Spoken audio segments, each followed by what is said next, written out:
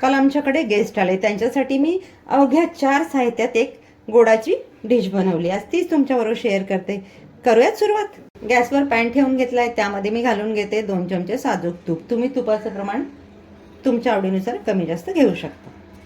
Bit मिक्सरला वाटप करून मी त्याची बारीक पेस्ट करून घेतली. ती 1 वाटी मी रेसिपीसाठी घेतलेली आहे. तूप घातलेल्या कढईमध्ये आपण 1 वाटी वाटप केलेलं बीट घालून घेतो आहे. एक 3 ते 4 मिनटं आपल्याला तुपावर छान इथे बीटाची पेस्ट परतून घ्यायची आहे. रक्ताची कमतरता असली की आपल्याला डॉक्टर सांगतात की तुमच्या जेवणामध्ये किंवा रोजच्या आहारात तुम्ही बीटचा समावेश करा. तर बीट सगळ्यांनाच आवडतं असं नाही, काही आवडीने खातात, काही कंटाळा करतात.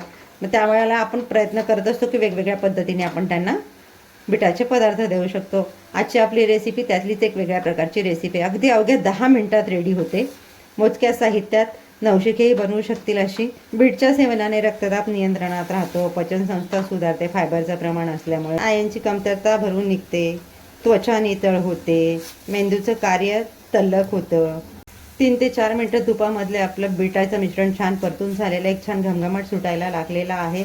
आता इथे आपण घालून घेतोय, ज्या वाटीने मी बीट घेतलेलं तीच 1 वाटी साखर घालून आपल्याला मिश्रण सतत हलवत राहायचं आहे, जेणेकरून ते खाली चिकटणार नाही. साखर वितळायला सुरुवात झालेली आहे. साखर घालूनही आपले 1 ते 1.5 मिनटं झालेले आहेत. आता या स्टेजला आपण याच्यामध्ये घेतोय, ज्या वाटीने आपण बीटाची पेस्ट घेतली त्याच वाटीने अर्धी वाटी मिल्क पावडर. तुमच्याकडे दुधाची साय असेल घरची, ती वापरली तरी देखील चालेल. मिल्क पावडर घालून आपण मिश्रण छान मिक्स करून घेतलेलं आहे. आता यामध्ये घालतोय आपण अर्धी वाटी खोबऱ्याचं किस. तुम्ही डेसिकेटेड कोकोनट घ्या किंवा आपलं घरातलं खोबरं किसून घ्या, तेही चालेल. सर्व साहित्य आपलं यामध्ये घालून झालेलं आहे. आपल्याला छान परतत राहायचं आहे, खाली लागणार नाही याची काळजी घ्यायची. मी 1 वाटी बीट घेतलंय, त्याच वाटीच्या प्रमाणात मी सर्व साहित्य तुम्हाला सांगितलेलं आहे. मिश्रण आपल्याला पॅनच्या कडा सोडेपर्यंत इथे परतत राहायचं, सतत परतत राहायचं. आसनाच किचन तुमच्यासाठी अशाच नाविन्यपूर्ण, हेल्दी, पारंपरिक रेसिपी घेऊन येतच असते. व्हिडिओजला लाईक करा, तुमच्या फ्रेंड सर्कलमध्ये शेअर करा, चॅनलला सबस्क्राईब करा, म्हणजे तुमच्यासाठी अशा नवनवीन रेसिपीज घेऊन येण्यासाठी आम्हाला प्रेरणा मिळते.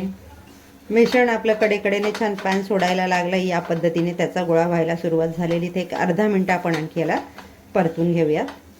मिश्रणाचा आपला छान गोळा व्हायला लागला. इथे आपण आता गॅस घालवून देणार आहोत. इथे एक प्लेट घेतलेली आहे. तुमच्याकडे चौकोनी टीन असेल तुम्ही तोही घेऊ शकता. प्लेटला थोडं तूप लावून घेतलेलं आहे आणि त्यामध्ये आपण काढून घेतो आहे आपलं तयार मिश्रण. मिश्रण आपल्याला या पद्धतीने प्लेटमध्ये सगळीकडे एकसारखं छान पसरवून घ्यायचं आहे. यावर डेकोरेशनसाठी मी घालून घेते थोडे पिस्त्याचे काप. हे तुमच्या चॉईसने, नसेल घालायचे तरी देखील चालतील. पिस्त्याचे काप घालून मी एकदा हे छान प्रेस करून घेते. एक 10 मिनटासाठी आपण याला गार होण्यासाठी ठेवून देऊयात आणि नंतर याच्या वड्या पाडून घेऊयात. 10 मिनटं आपली झालेली, हे हलकं गार झालेलं आहे. याच्या आपण आता वड्या करून घेऊयात. तुम्ही तुमच्या आवडीने लहान मोठ्या आकाराच्या वड्या करून घेऊ शकता. आपली कट करून झालेल्या, आता हिला छान गार होईपर्यंत आपण ठेवून देऊयात. तयार झाली आपली बीटाची बर्फी आहे. बर्फी आपली काढून झालेली, किती छान झालेली, अगदी छान चौकोनीचे तुकडे तयार झालेले आहेत. तयार झाली आपली बीटाची बर्फी. बनवायला सहज सोपी, कमी साहित्यात इन्स्टंट अशी. घेताय ना बनवायला?